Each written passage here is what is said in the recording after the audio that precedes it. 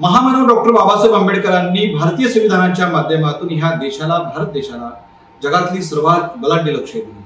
अर्थातच एक घटनातज्ञ, एक नेते, एक लोकनेते आणि भारतीय समाज व्यवस्थेमधले एक दिग्गज पत्रकार, एक दिग्गज संपादक म्हणून बाबासाहेब आंबेडकरांचं नाव घेतलं जातं। आणि म्हणूनच बाबासाहेबांच्या पत्रकारितेचा वसा घेऊन कोकण दर्पणच्या माध्यमातून आम्ही संपूर्ण हा पत्रकारितेचा प्रवास करतोय आणि बाबासाहेबांच्या पत्रकारितेचं कार्य सातत्यपूर्वक समाजाच्या पुढे राहावं म्हणून बाबासाहेबांनी सुरू केलेल्या समता ह्या वर्तमानपत्राच्या नावानं आपण पुरस्कार देतो। असाच समता पुरस्कार 2025 आपण प्रदान करतोय नवी मुंबईतले ज्येष्ठ पत्रकार, संपादक माननीय श्री सुधीर शर्मा यांना। हा पुरस्कार देताना पत्रकारितेच्या माध्यमातून समाजामध्ये समतामूलक समाज प्रस्थापित करण्याचा निर्धार सुधीर शर्मा यांनी सातत्यपूर्वक आपल्या पत्रकारितेतून केला आहे। म्हणूनच त्यांना हा पुरस्कार देताना अतिशय आनंद होतोय। आपल्या सोबत आहेत या पुरस्काराबद्दल एकूणच त्यांची प्रतिक्रिया आपण जाणून घेणार आहोत। सर नमस्कार। नमस्कार। बाबा साहब के नाम से समता, बाबा साहब ने 5 वृत्तपत्र शुरू किए और जिस तरीके से बाबा साहब ने समता प्रस्थापित की समाज में, इसलिए समता नाम से ये पुरस्कार दिया जा रहा है। ये प्रधान पुरस्कार आपको करते समय हमें बहुत बड़ा ही गौरव महसूस हो रहा है। क्या भावना व्यक्त करेंगे, क्या प्रतिक्रिया है आपकी? सबसे पहले मैं सबको नमस्कार करता हूं और कोकण दर्पण जो इस रायगढ़ और नई मुंबई और एमएमआर रीजन का सबसे लोकप्रिय मराठी अखबार है और उसका वर्धापन दिवस है, उसके लिए भी मैं बहुत बहुत शुभकामना देता हूं। और यह पुरस्कार बाबा साहब आम्बेडकर जो इस देश की महान हस्ती है, उनकी जो पत्रकारिता है वो पूरी दुनिया के लिए एक सबक रही है। जिस तरह से उन्होंने समता मूलक समाज बनाने का और सब में समानता लाने का जो प्रयास किया, इस प्रयास को देखते हुए जिस तरह से हम उनको फॉलो करते हुए, कुछ सिद्धांतों को अपनाते हुए जिस तरह से हम आगे बढ़ रहे हैं, उसको आपने रिकॉग्नाइज किया, कोकण दर्पण ने रिकॉग्नाइज किया और उसके लिए आपने पुरस्कार, कोकण दर्पण ने मुझे ये पुरस्कार के लिए चुना। उसके लिए मैं आपका बहुत बहुत आभार व्यक्त करता हूं, क्योंकि असंख्य लोग हैं जो इस तरह से काम कर रहे हैं, फिर भी आपने हमें इसके लिए हमारा चुनाव किया। उसके लिए मैं कोकण दर्पण के प्रति बहुत बहुत आभार प्रकट करता हूं। हम जानना चाहेंगे, हमने देखा है कि नवी मुंबई हो, ठाणा हो, इस रीजन में पत्रकारिता करते समय समाज के प्रश्नों को अपने लक्ष्य किया है कि न्याय होना चाहिए, समाज के साथ न्याय होना चाहिए, विकास होना चाहिए। इस सिद्धांतों को चलते हुए आपकी पत्रकारिता खरी उतरी है, ये देखा गया है। किस तरीके से ये पत्रकारिता का प्रवास आपका शुरू हुआ, क्या कहेंगे आपका इस जर्नी के बारे में? देखिए, बेसिकली मेरी जो पढ़ाई अगर आप देखेंगे तो मैंने एमए किया लिटरेचर से, उसके बाद एलएलबी किया। मैं बेसिकली क्रिमिनल लॉयर बनना चाहता था, लेकिन इंसिडेंट कुछ इस तरह के हुए कि जिसमें मुझे एक गोरखपुर के बहुत बड़े पत्रकार थे, हमारे जो नेटिव प्लेस है वहाँ के, उन्होंने मुझे बहुत मदद की। और जिस तरह से उन्होंने उस पूरी समस्या को जिस तरह से हैंडल किया और उससे समाधान दिलाया, तो मुझे ऐसा लगा कि वकील से ज्यादा जो महत्वपूर्ण भूमिका समाज के लिए है वो एक पत्रकार की हो सकती है।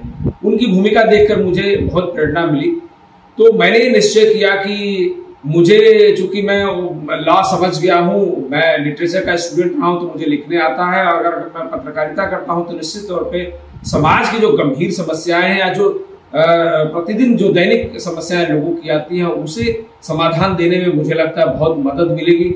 और इस तरह से सक्रिय पत्रकारिता अगर कहें तो मैं 1993 से प्रारंभ किया था और मैं सामना में काम किया, आज तक में काम किया, एनडीटीवी में मैंने काम किया, ITN, सी टीवी, नवभारत में मैंने काम किया, दैनिक भास्कर का ब्यूरो चीफ रहा, ऐसे आर्यावर्त, विश्वामित्र, ऐसे तमाम, सरिता जो मैगजीन इतनी बड़ी निकलती थी उसके लिए मैंने तमाम असंख्य मीडिया संस्थानों में मैंने काम किया। और एक चीज मुझे समझ में आई कि पत्रकारिता की भूमिका बहुत बड़ी है। जैसा सब लोगों को पता है, अक्सर कहा जाता है कि पत्रकारिता लोकतंत्र का चौथा स्तंभ है।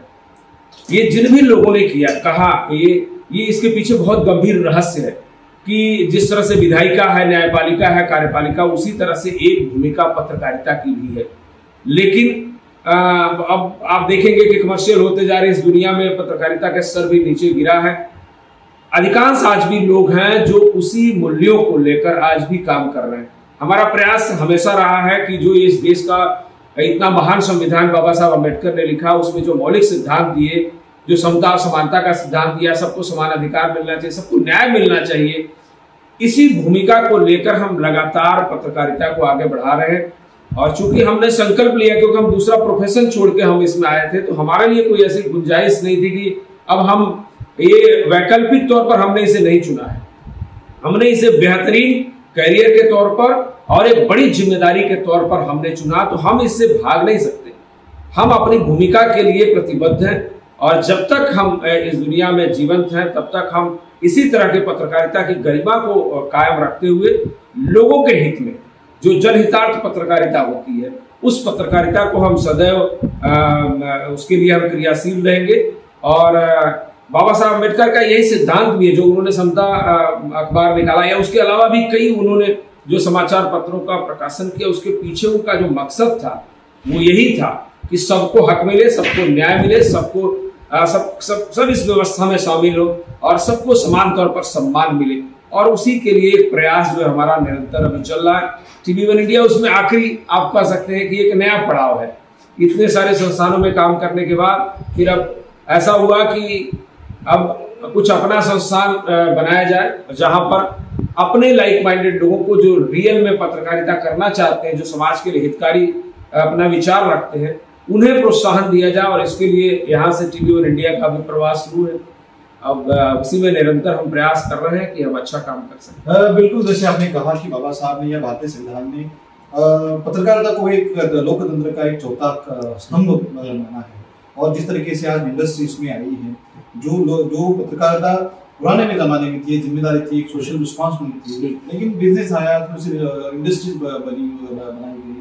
क्या आने वाली पीढ़ी को जो पत्रकारिता में अपना करियर बनाना चाहते हैं, लोकतंत्र को जिंदा रखने के लिए वो जो जिम्मेदारी का एहसास उनमें आना चाहिए, क्या संदेश देंगे उन नए पत्रकारों के लिए? संजय भाई, आप खुद भी आप अच्छी तरह से, हम जितना जानते हैं कि MMR रीजन में, रायगढ़ में, मुंबई में और थाने में, अगर हम पूरा इस बेल्ट को देखें MMR रीजन में, तो कोंकण दर्पण और आपकी खुद की पत्रकारिता भी बहुत ही गंभीर रही है। और मैं हमेशा ऐसे कार्यों से प्रभावित रहा हूँ। आपके पास भी तमाम नए जो नए युवा हैं वो पत्रकारिता करके आपके पास भी आते हैं। हमारे संस्थान में TV1 इंडिया में भी बहुत सारे लोग आते हैं। मुझे जो सबसे बड़ी कमी नई पीढ़ी में दिख रही है वो ये दिख रही है कि वो पत्रकारिता को सिर्फ एक व्यवसाय की तरह देख रहे हैं, उसे एक नौकरी की तरह से देख रहे हैं। और यही इसकी सबसे बड़ी विडंबना मुझे जो मेरी समझ में आ रही है, जबकि पत्रकारिता एक बहुत बड़ा मिशन है, एक बहुत बड़ी रिस्पॉन्सिबिलिटी है समाज के प्रति। जब सभी घटकों से कोई व्यक्ति थक जाता है, जैसे कार्यपालिका यानी राज्य सरकार और शासन से जब वो थक जाता है, जब वो व्यवस्थाओं से थक जाता है, जब वो न्याय से थक जाता है, तब वो सोचता है कि अगर मुझे कोई अंतिम पड़ाव बाकी है जहां मुझे न्याय और सम्मान मिल सकता है, तो वो है पत्रकारिता, वो है मीडिया। और इसी भूमिका को हमें ध्यान में रखना चाहिए कि हमारे पास आने वाला जो व्यक्ति है वो आखिरी पड़ाव पर आ रहा है, जब उसे कहीं भी उसको मदद और न्याय नहीं मिल रही है। तो इसको हम ध्यान नहीं रख रहे हैं। जो नई पीढ़ी है इससे ज्यादा वो गंभीरता से नहीं ले रही है। उसे लग रहा है कि मैंने ये पढ़ाई की है और जैसे दूसरी नौकरी है, दूसरा जॉब है, उसी तरह से हम आएंगे, इसमें हम शॉर्ट टाइम में पैसा कमाएंगे और इसके जरिए बहुत ही अमीर बन जाएंगे। मैं आपके माध्यम से ये बात, जो नए पत्रकार हैं, जो युवा पत्रकार, जो युवा साथी अभी भी इंस्टीट्यूशन में अभी भी शिक्षा ले रहे हैं, उनको मैं बहुत ही विनम्रता से कहना चाहता हूँ, ये बहुत बड़ी रिस्पॉन्सिबिलिटी है इस लोकतांत्रिक व्यवस्था को बचाने की, लोगों को न्याय देने की, लोगों को मदद करने की और उन्हें सम्मान दिलाने की। और इस व्यवस्था को, पूरी जो लोकतांत्रिक व्यवस्था, उसको कायम रखने की जिम्मेदारी पत्रकारों के ऊपर है।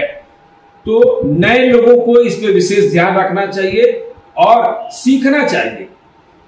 जो भी पुराने पत्रकार हैं, जो निष्ठा और ईमानदारी के साथ और जो उसकी गरिमा बनाकर, जो उसके फंडामेंटल जो है, उसको नैतिक जो सिद्धांत है पत्रकारिता के, उसको लेकर जो चल रहे हैं, उनसे सीखना चाहिए। और हम उम्मीद करते हैं कि बहुत सारे लोग इस विषय पर गंभीर भी होंगे और काम भी कर रहे होंगे, लेकिन जो नहीं कर रहे हैं उन्हें मैं खास तौर पर कहना चाहता हूं कि आप इस पर ध्यान दीजिए, क्योंकि आपकी गरिमा तभी टिकी रहेगी, आपकी पत्रकारिता तभी टिकी रहेगी जब आप पत्रकारिता के मौलिक सिद्धांतों को आप आगे बढ़ाते हुए अपना काम करेंगे। धन्यवाद। ये थे सुधीरजी शर्मा। सुधीरजी शर्मा गेली 30 वर्षाहून अधिक नवी मुंबई परिसरामध्ये आपल्या पत्रकारितेच्या माध्यमातून समतामूलक समाज व्यवस्था निर्माण करण्याचा प्रयत्न करतात। खरं तर महामानव डॉक्टर बाबासाहेब आंबेडकर एक सक्षम पत्रकार, एक संपादक म्हणून मूक नाईक असेल, बहिष्कृत भारत असेल, समता, जनता, प्रबुद्ध भारत अशा अनेक वेगवेगळी वर्तमानपत्राच्या माध्यमातून भारतीय समाज व्यवस्थेमध्ये एक समतामूलक समाज प्रस्थापित करण्याचा प्रयत्न केला आणि हाच पत्रकारितेचा आदर्श ठेवून कोकण दर्पणचा हा प्रवास सुरू आहे.